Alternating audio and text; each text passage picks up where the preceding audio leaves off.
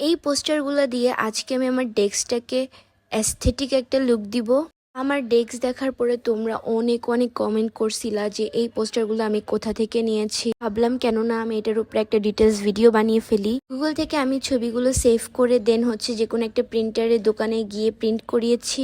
এগুলো total print করতে আমার 60 টাকার মতো বা 65 টাকার মতো লেগেছিল। আমি ট্রাই করেছিলাম সবগুলো পিঙ্ক থিমের রাখার জন্য। আমি তো প্রথমের দিকে ট্রাই করলাম, লাগাতে পারলাম না। পরে আমি আমার ছোট ভাই থেকে হেল্প নিয়েছি।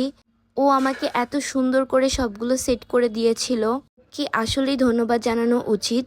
কজ ও না থাকলে আমি এটা সেটই করতে পারতাম না।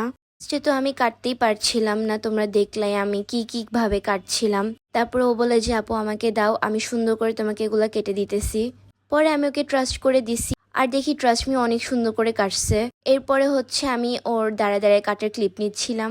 দেন আমাকে বলতেছিল যে আপু তুমি আমার হাত নিচ্ছ কেন, তুমি আমাকে নিচ্ছ কেন। আমি বলছি আরে কিছু না।